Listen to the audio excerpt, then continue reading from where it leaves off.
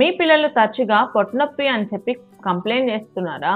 అయితే దీన్ని తేలిగ్గా తీసుకోవడానికి వీల్లేదండి.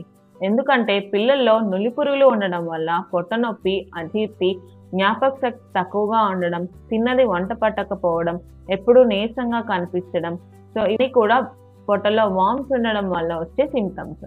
సో వీటిల్ని అడ్రస్ చేయడానికి, దీని మీద అవేర్నెస్ క్రియేట్ చేయడానికి మన గవర్నమెంట్ ప్రతి సంవత్సరం ఫిబ్రవరి 10న నేషనల్ డీవార్మింగ్ డేని తీసుకుని వచ్చింది.